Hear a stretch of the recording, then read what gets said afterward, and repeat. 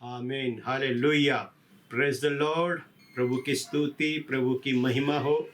प्रभु बड़े, हम घटें, प्रभु का नाम महिमा पाए, प्रभु का नाम जलाल पाए।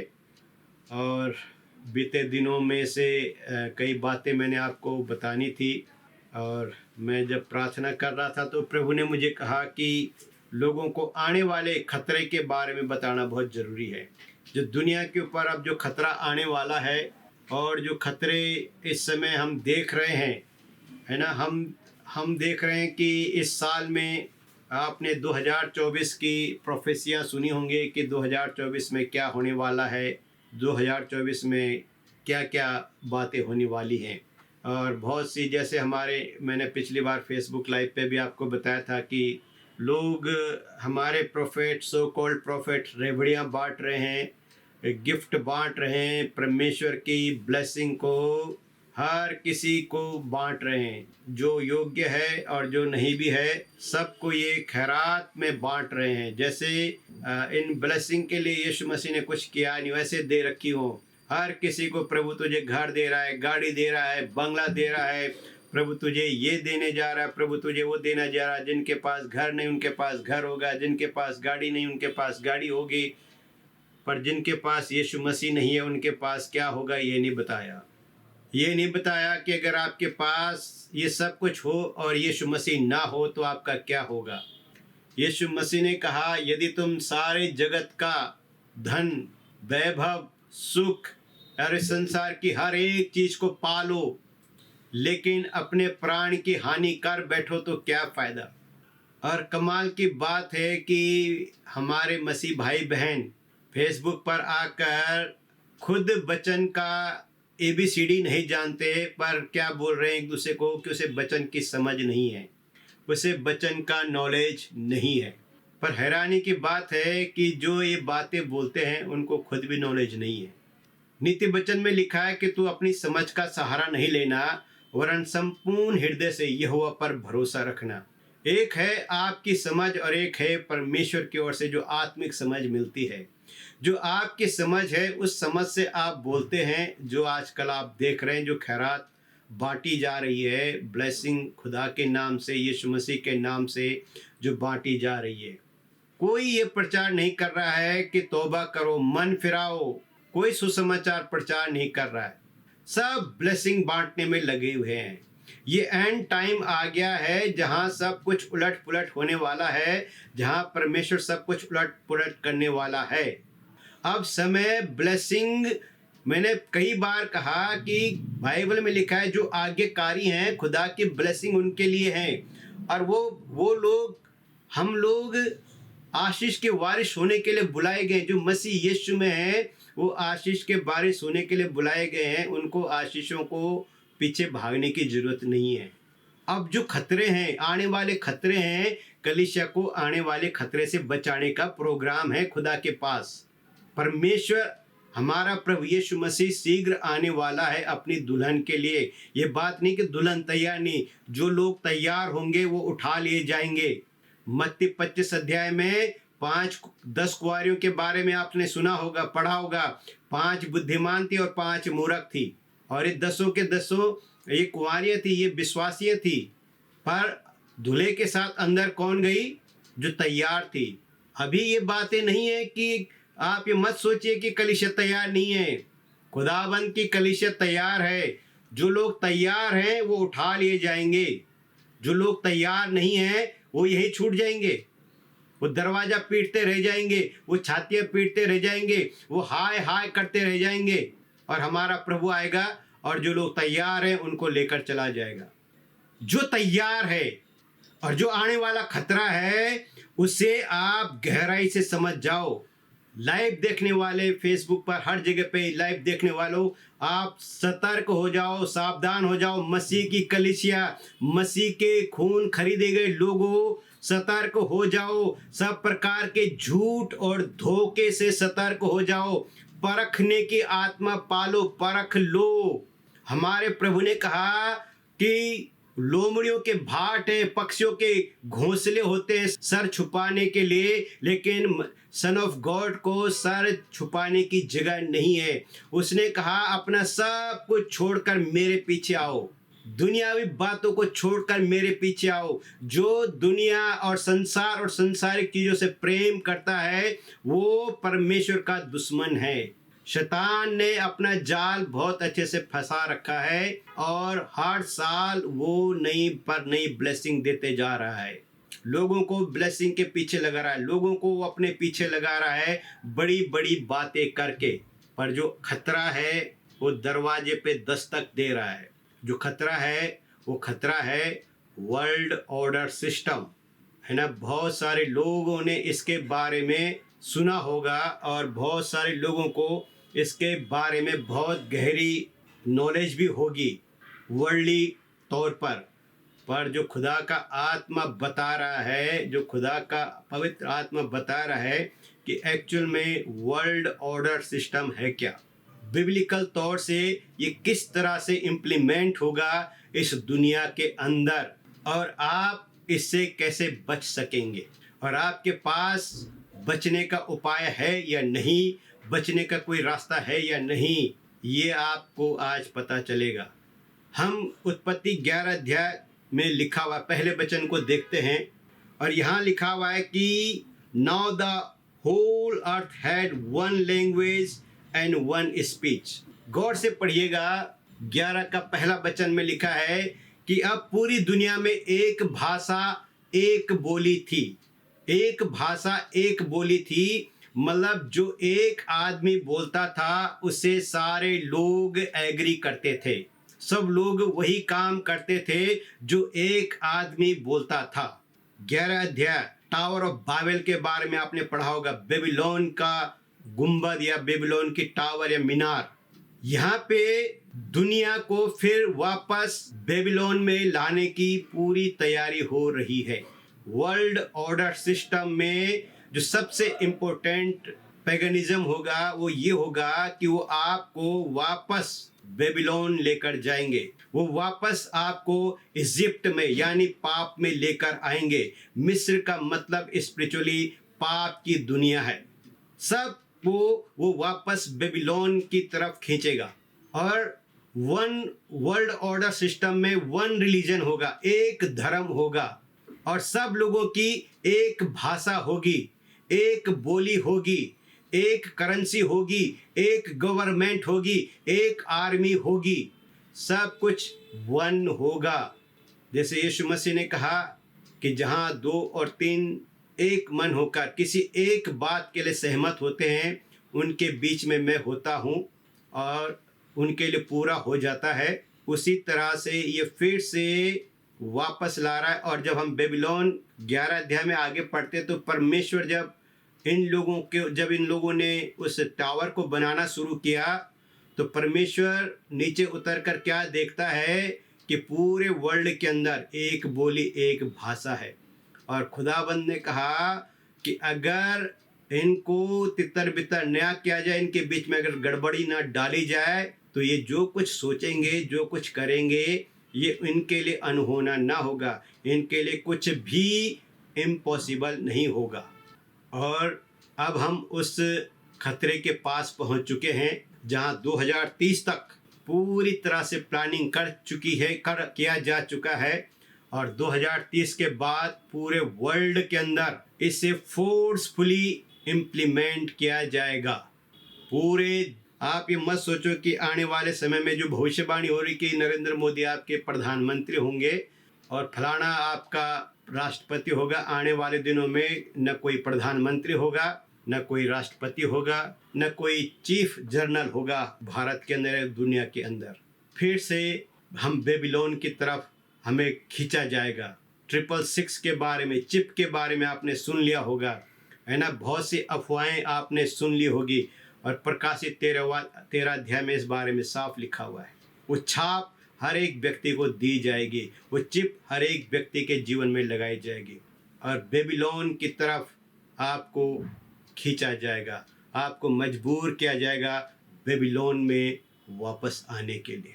फिर से जिसे नरमोद ने वहाँ पे खुदा के खिलाफ विद्रोह किया और सेल्फ कॉल्ड गॉड कहा, अपने आप को उसने खुदा कहा, इसी तरह एंटी क्राइस्ट इस बेबीलोन का राजा होगा। जब समय निर्मोद या निम्रूद करके जो व्यक्ति था, वो सिनार देश में बेबीलोन का पहला किंग था दुनिया का, इसी तरह ये आखिरी किंग इस दुनिया में खड़ा होने वाला है, एंटी क्राइस्ट। और ये जो कुछ आजकल आप यूट्यूब पे, फेसबुक पे लाइव देख रहे हैं, बड़ी बड़ी मिनिस्ट्रियाँ जो आप देख रहे हो, ये सब खत्म होने वाली हैं।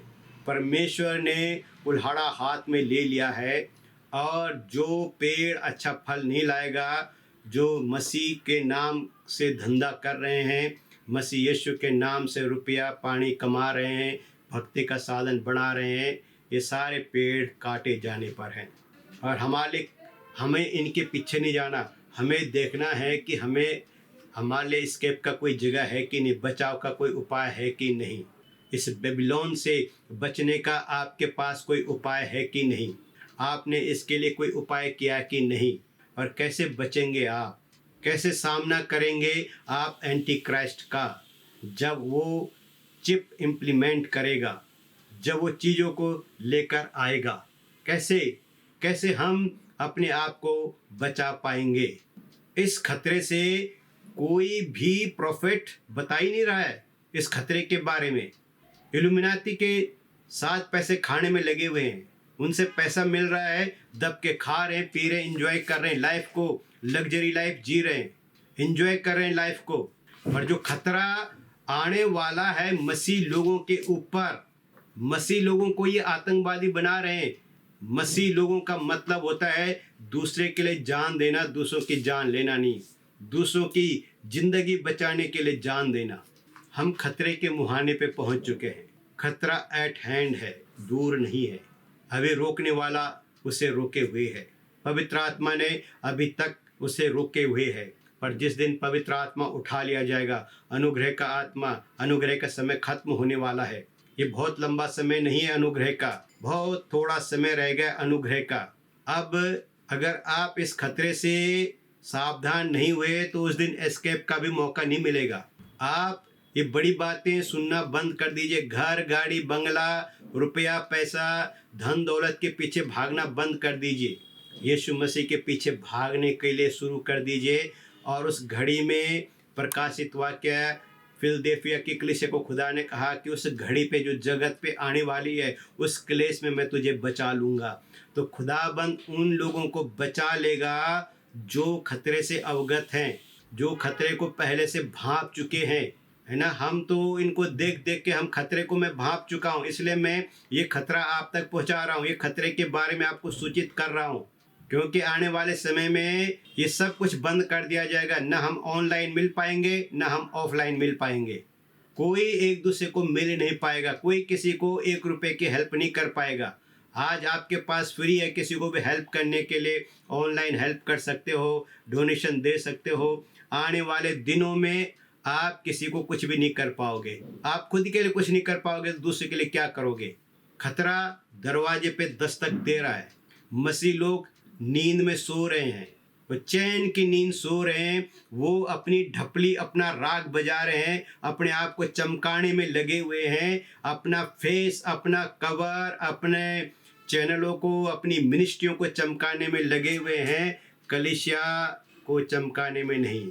अब मैं खबरदार करता हूँ, जो भी प्रभु के दास सुन रहे हैं, जो कलीसिया के स्वामी बने हुए हैं, जो कलीसिया में अधिकारी हैं, जो कलीसिया में पास्टर हैं, जो कलीसिया को रन कर रहे हैं, मैं उनसे अपील कर रहा हूँ, चेतावनी दे रहा हूँ कि आप अपनी कलीसिया को इन खतरों से अवगत कराएं। मत्ती 23 अध्याय से लेकर उन लोगों को सिखाना शुरू कीजिए।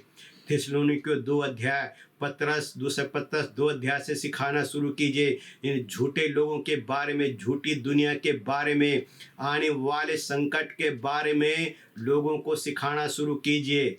क्योंकि इनकी सोल्स का हिसाब किताब हर एक अगुवे से लिया जाएगा। हर एक रूह का हिसाब किताब हर उस अगुवे से लिया जाएगा जो अपने आप को उस प्रभु का सेवक कहता है। एंटी क्राइस्ट को दुनिया के अंदर इंट्रोड्यूस करने के लिए पूरी कायनात जुड़ चुकी है। पूरी दुनिया के लीडर ये G24, G20, D24 और आने वाले दिनों में पूरा वर्ल्ड वन इकोनॉमी हो जाएगी। तब आपका गांधी वाला रुपए भी नहीं चलने वाला, आपके जेब में रुपए नहीं होगा, चिप आपके हाथ में होगी और इस चिप के द्वारा आप लेन देन करोगे। और जिसके पास ये चिप नहीं होगी वो किसी किस्म का लेन देन नहीं कर पाएगा। और जो चिप नहीं लगाएगा, जो शैतान का निशान नहीं लिया जाएगा, उसे कत्ल किया जाएगा, आपको मजबूर किया जाएगा। जैसे कोरोना में आपको मजबूर किया जाएगा वैक्सीनेशन लेने के लिए, ऐसे आपको यहाँ पे भी मजबूर किया जाएगा कि भाई अगर आप चिप नहीं लगाओगे आपको कुछ नहीं मिलेगा। जैसे पुराने ज़माने में गांव के लोग किसी व्यक्ति को पंचायत से बाहर करते थे तो कहते हैं इसका हुक्का पानी बंद, और उस आदमी को सॉलिट्यूड में फेंक देते थे।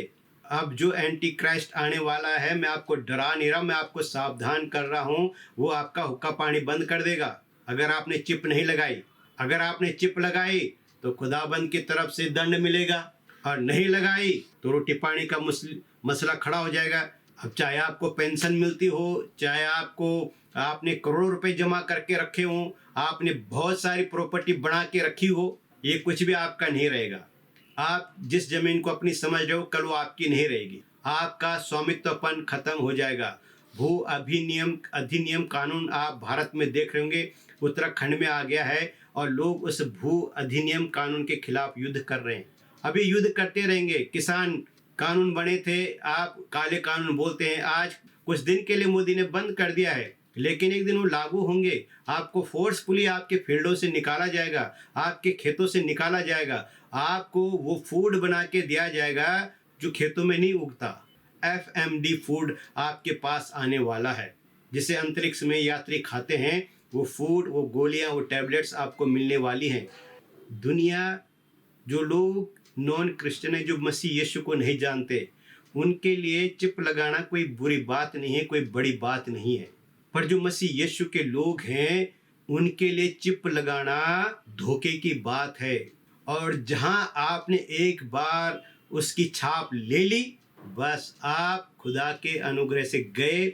जैसे एसाव ने पहलोटापन 2 टुकड़े रोटी के लिए खो दिया और उसके बाद वो रोता रहा पर उसको आशीष नहीं मिली, इसी तरह हर एक मसीह व्यक्ति जो चिप लगाएगा उसके बाद जितना मर्जी रिपेंटेंस करे वो उद्धार नहीं पा सकेगा, वो दोबारा खुदाबंद के किंगडम में एंटर नहीं कर पाएगा। ये साफ लिखा हुआ है। हमें मैं डरने के लिए नहीं बता रहा हूँ। अगर आज आप सावधान रहेंगे, कल आप उसका विरोध करेंगे, परमेश्वर उस दुख की घड़ी में, उस क्लेश की घड़ी में आपको एस्केप कर लेगा, आपको बचा लेगा, आपको खींच लेगा, आपके लिए मुहैया कर लेगा। जैसे उसने एलिया नबी के लिए मुहैया कराया, जब पूरे इज़राइल में अकाल पड़ा, कौवों के द्वारा उसको खिलाया। हमारा यहोवा परमेश्वर प्रोविज़न करने वाला यहोवा यरे परमेश्वर है, वो आपके लिए प्रोविज़न करेगा, सिर्फ उन लोगों के लिए जो उसकी निशानी नहीं लेंगे। क्योंकि वहाँ लिखा है कि जिन्होंने निशानी नहीं ली उनके सर भी काटे गए, और वो सिंहासन के नीचे थे वो लोग जिनके निशानी न लेने के लिए काटे गए थे। वो वक्त आ गया है, वो खतरे की घंटी बजनी शुरू हो गई है। क्या आप तैयार हैं खुदा के आगमन के लिए? ये आपको सोचना है, क्योंकि अब हम वापस बेबीलोन की तरफ सबको ले जाया जा रहा है। बेबीलोन का मतलब होता है गड़बड़ी का आत्मा, बेबीलोन का मतलब है गड़बड़ी। और खुदावंद यीशु मसीह ने कहा वो दिन नूह के दिन के समान होंगे, और जब एंटी क्राइस्ट आएगा तो फिर से वो दिन नूह के दिनों के समान हो जाएंगे। क्योंकि नूह के दिनों में भी आपने पढ़ा होगा कि जो बच्चे पैदा हुए थे, जो सन्स ऑफ गॉड्स ने आकर बच्चे पैदा किए, वो कैसे थे। एंटी क्राइस्ट के समय में भी जंगली बीज इस धरती पर रह जाएंगे, खुदा के बीज उठा ले जाएंगे। रैप्चर का समय नज़दीक आ गया है, उठाए जाने का समय नज़दीक आ गया है। लेकिन कुछ न कुछ तो हर किसी को परीक्षा से पास होकर जाना पड़ेगा, ट्रिब्यूलेशन से होकर गुजरना पड़ेगा। हम एंड डेज पे खड़े हैं, खतरे हमारे चारों पासे खड़े हो चुके हैं। मसीह का विरोध बहुत जोरदार तरीके से होगा, और वो हो भी रहा है। आए दिन मुझे खबरें मिलती रहती है, आए दिन मेरे को लोग लिंक भेजते रहते हैं, आज यहाँ कलीसिया बंद होगी, कल वहाँ कलीसिया बंद होगी, आज वहाँ कल पास्टर को मार दिया, आज वहाँ पास्टर के चर्च को तोड़ दिया।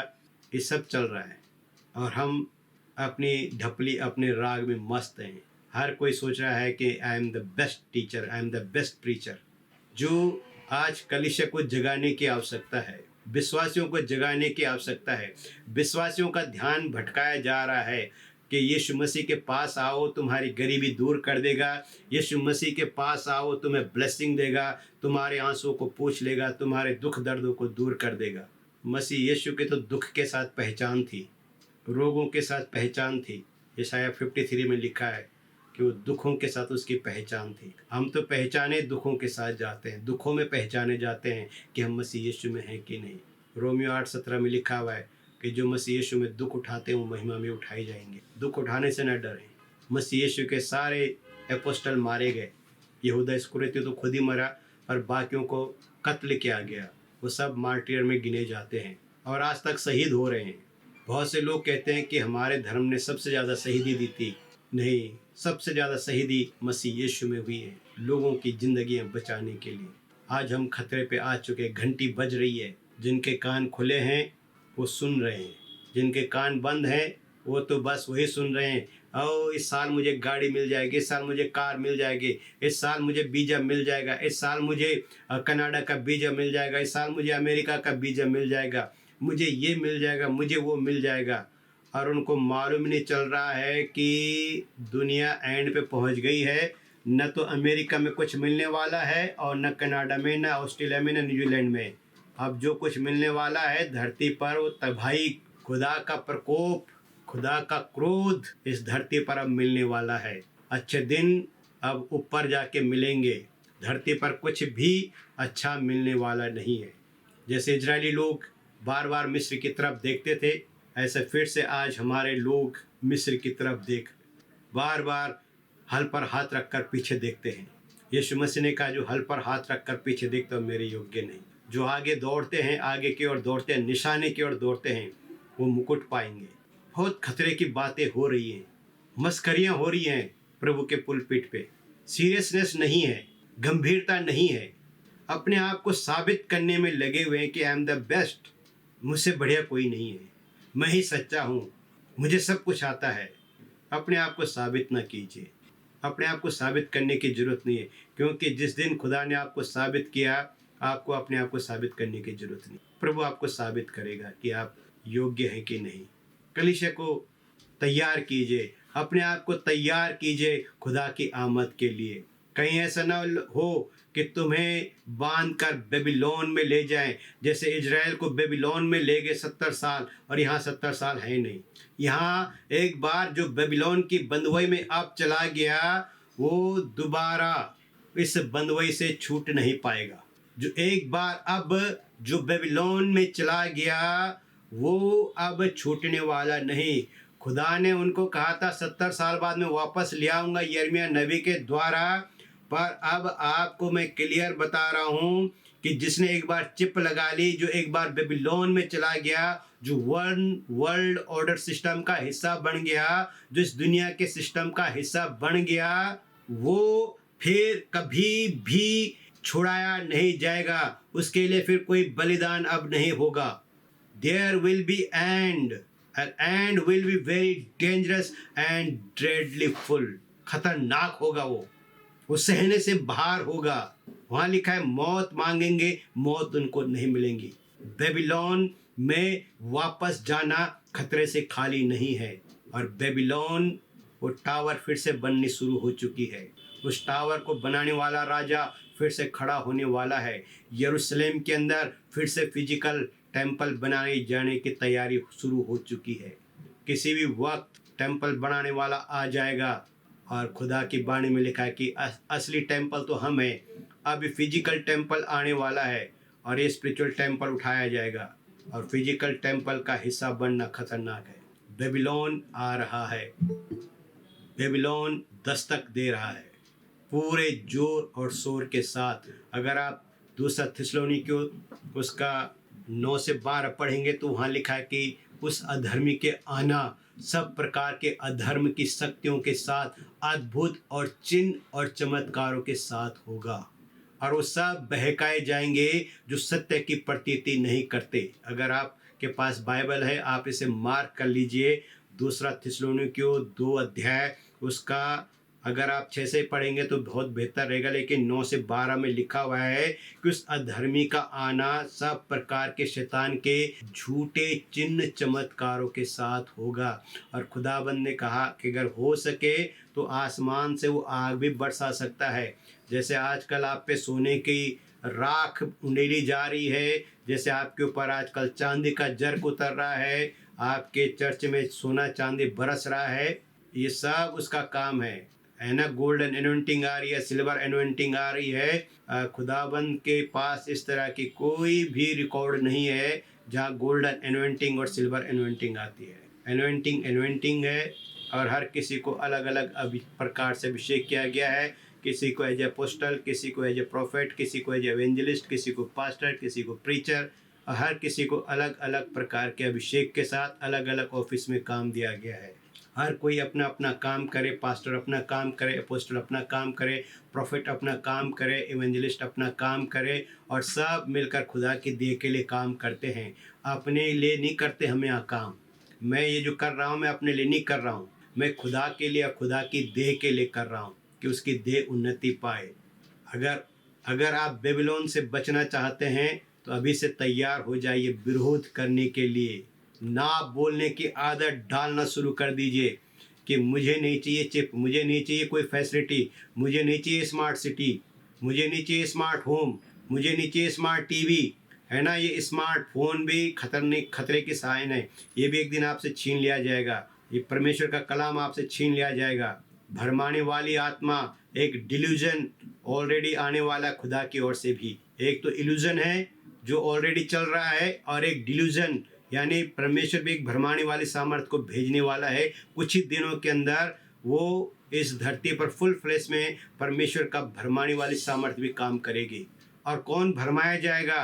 खाली चुने हुए नहीं, पर जो सत्य की प्रतीति नहीं करते, जो सत्य को सुनना नहीं चाहते हैं, वो लोग भरमाए जाएंगे। और वहाँ लिखा है 12 में कि वो दंड भी पाएंगे, क्योंकि उन्होंने सत्य की प्रतीति नहीं की, सत्य को सुनना नहीं चाहा।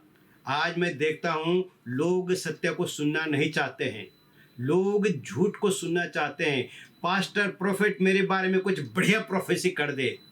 लोग प्रोफेट से भी अच्छी प्रोफेसी सुनना चाहते हैं, अपने जीवन का सीक्रेट, अपने जीवन की कमी घटियों को नहीं सुनना चाहते हैं। जेनेसिस टू रेवलेशन एक सिंगल प्रोफेट बता दो जो ब्लेसिंग बांट रहा था, और जिसने ऐसे ही ब्लेसिंग बांट दी। आज ब्लेसिंग बांटी जा रही है और लोग ले रहे हैं, और ब्लेसिंग है कुछ नहीं।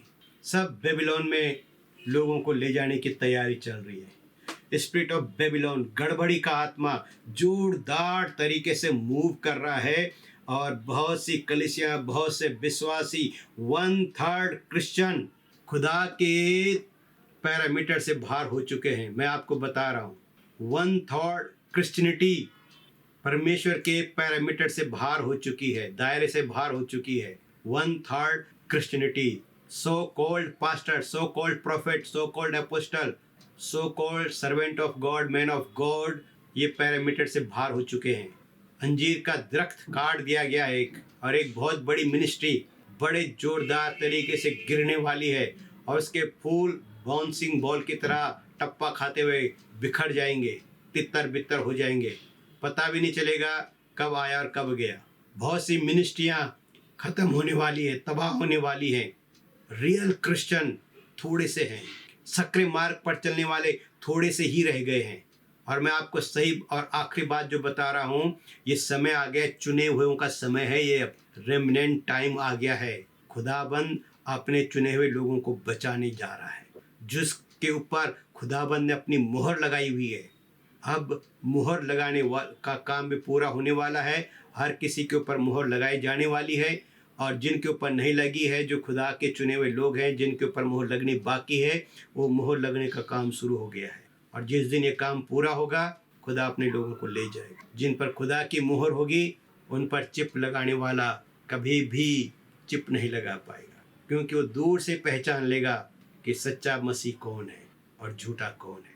क्योंकि जब प्रलोभन सामने आएगा तो यहूदा इस्करियोती प्रलोभन में फंस गया और कुछ सिक्कों के लिए यीशु मसीह को बेच दिया। आज भी ऐसे यहूदा इस्करियोती बहुत हैं जो प्रलोभन देते हैं, प्रलोभन लेते हैं, बिक जाते हैं, अपने आप को बेच दिया है चंद पैसों के लिए।